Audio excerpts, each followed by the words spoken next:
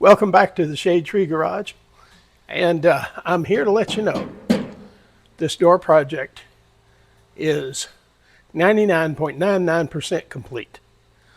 And I say this with a smile because this was a weekend project that's taken me more than 2 weeks to finish.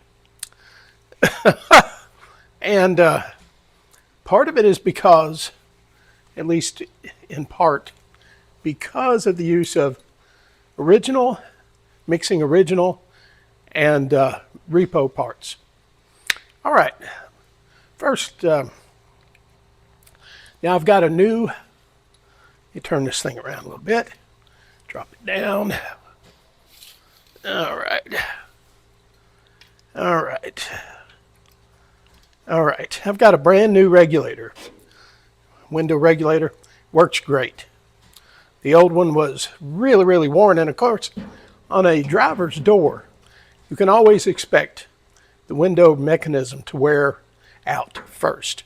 Just like modern cars and electric windows, that driver's side electric window motor is going to die first before any other window in the car does. All right, so new regulator, new idler track right here, new track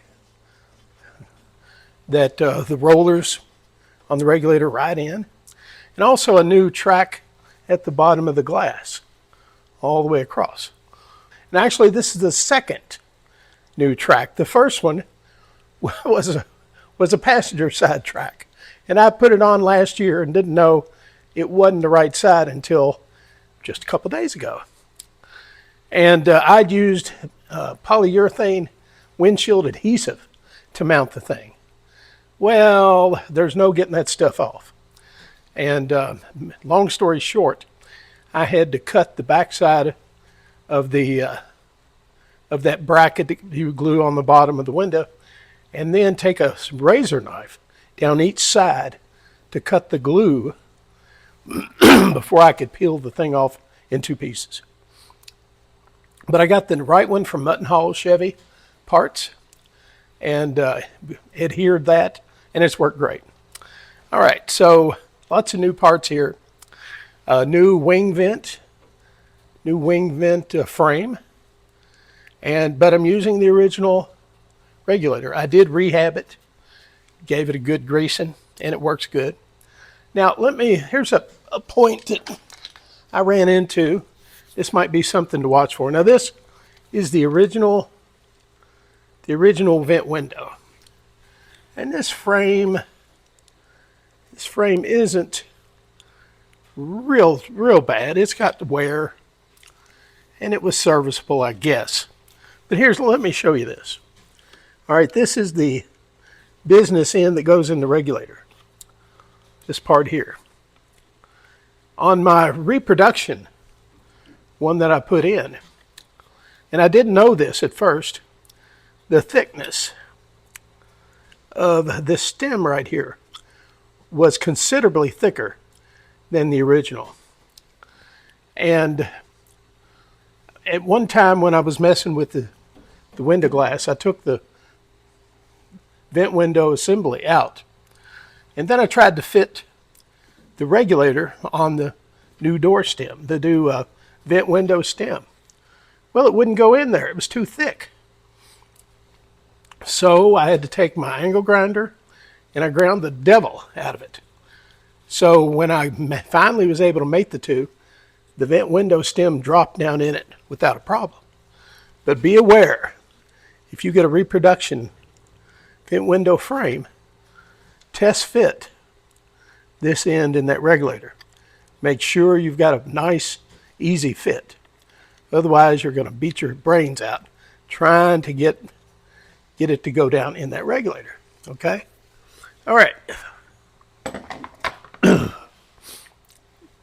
Another issue I had, let me raise this back up. All right. Another issue I had was the regulator itself. I could not, still have scars on my arm, I could not hold it up in there and then drop the wing vent down into the slot. I tried repeatedly doing it on my own.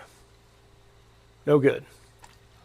I had to have my wife come help me, and she reached up and held it and helped me guide. Now I had to pull the wing vent up quite a bit out of its position. And then once we got a screw started, one screw started, she was able to guide that regulator and tell me how to move the wing vent down. And so we eased it down little at a time with the help of a rubber hammer. Tapped it down until it engaged. And once that accomplished, put the other screw in, and then got it fully mated and in place. All right, I don't have the crank on it, but the new window works great. I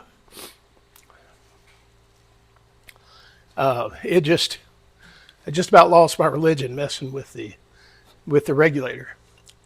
And it really, that's a two-person job. You cannot hold it up there and then monkey with this wing vent at the same time. It's just, it's really hard, hard to do. All right, so the wing vent operates really smoothly. The window operates pretty well. Another point. Let's see. I want to bring out. All right. You know what this is?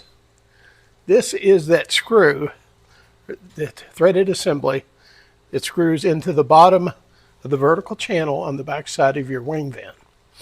And this allows you to adjust the bottom of this track in and out, and also back and forth a little bit if you need it. Now, I was having a hell of a time trying to get, with the wing vent already down in place, I had to try to get this threaded rod into the wing vent. Now the problem I had was I could not push the bottom of the wing vent far enough away from the door shell to get this in and then get it threaded. No way. And I mean, I am really cranking on the on this vertical channel. So I thought, wait a minute. So I got the original out, which I had over here on the bench. Well, the original is about that much shorter. So I cleaned up the original and put it in, and damned if it didn't work fine. So just remember, compare this length to the one that comes out of your Tri-5, of the lower vent window, the vertical piece, and cut it off to match. You'll save yourself a lot of headaches, a lot of heartache. All right, another word of warning about mixing, about the reproduction parts. I had a new regulator and a new track, but the holes on the track didn't line up perfectly with the holes in the regulator. In other words, it takes 2 Phillips screws to mount the track to the regulator. Let me show you this piece, maybe. Maybe I will. All right. This piece mounts to the glass, and this is the track. And you can see where I tried to drill out a hole, drill out a rusted screw. Now, this 2 Phillips screws that go in the holes right there, and they attach there. If you look at it this way, it's a perfect fit. Now, the problem I had was the holes would line up on one end and not this other. Wouldn't line up, so I had to put one screw in the front and then kind of split the difference so that I could get a screw started on the other end. So then once I had a screw in each end, I was able to get the second screw on each end. So just be aware that the tolerances between between parts from different vendors may or may not jibe. Now, I didn't even think about it. I could have drilled that hole out a little bigger for the and would have given me a little more wiggle room. But I've got all 4 screws in, and it's fine. So anyway, these are some of the lessons you learn when you're trying to deal with 70-year-old parts and mixing them with brand new parts. Anyway, the only thing I have left to do, raise this back up and turn this. This is my fuzzy track across the top, and I have to cut it off over here to mate with the top of this track. And that's it. Well, of course, I've got garnish molding that's still not on, but it hadn't been on for more than a year. But anyway, that's where things stand right now, and I'm pretty damn happy with it. I may or may not cut this tonight. It's after 9 p.m. I've got some adhesive. I'm going to put a few dabs of glue up here and then crank the window up and just leave it overnight. It should be good. Should be good. Now, down here on the bottom of the door, I have a big panel here. This big access panel and a little access panel over here. And I've got this. This used to be just a round hole, but I sectioned it so I could get to the rusted screws inside. And I need to MIG weld. There's 2 pieces to it. Need to put that back in place. No problem. No problem. All right, guys. Well, that's raise this back up a little bit. All right. All right. Well, this and now I'll tell you what helps this project. If you get a kit, get the screws for the door vent kit screws and the window regulator. Get a new set of screws. You put new hardware in. Working with new screws that aren't rusty, it's a blessing in disguise. It really is. Makes life much easier. And plus, if I drop, let me show you these. These are leftover old screws. Let me turn this around this way. All right.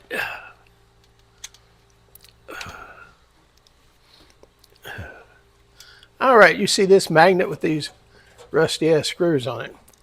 If I drop those on the floor, look at this floor, they disappear, never to be seen again. Now, so do yourself a favor and get some brand new screws when you take apart your Tri-5 door. You'll appreciate it later, because if you drop it, you will see a brand new screw down there. These rusty ass ones, you will not. They just disappear. Now, or you can do what I did. Well, I've got a big ass magnet over here. I'll just plonk it down in there. Well, you'll get rust, everything, anything ferrous, any of the crap that's fallen out of this door. It's all going to be sucked up on that magnet. So you'll be sorting through all this debris, rust and crap that fell out of the door, looking for that one Phillips screw. Like I said, you're money ahead if you get new hardware. All right, guys. Well, and let's see. Today is Tuesday night. I'll probably come back and cut this tomorrow afternoon and get I've got some black weather strip adhesive, and I'll glue that up in there and let it cure. Anyway, I'm tickled to death to have this thing done. Trust me. I have the scars to show for it on my hands. So, anyway. And it's funny, the passenger door I did last year, I didn't have any of these problems. And I bought a reproduction window frame for that. And that one just dropped right into the regulator, not a hitch. Go figure. I should have bought 2 of them at that time, and I didn't. Because I looked at the driver's door window frame, I thought, oh, that's serviceable. Well, I decided I'm putting all this new crap in here. Why not a new window frame? It wasn't that expensive. So anyway. And of course, we all have to justify these purchases to our boss. I say that quietly, out of earshot. All right, well, thanks for watching, guys.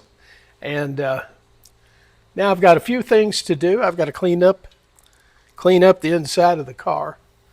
It looks like a hardware store exploded in here. And I've got to fix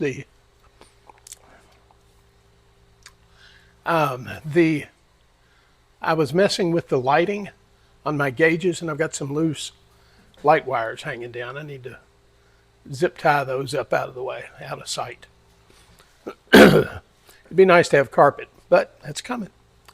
That's coming. All right. Thanks for watching, guys. And come back again soon. Check the channel. If you want to get alerted when the new video drops, hit that subscribe button. And just remember that when you make an estimate on how long a simple project's going to take, my advice is to triple your estimate and add 60%. And then you'll be in the ballpark then. All right, thanks for watching. We'll see you next time. And come on back again soon to the Shade Tree Garage.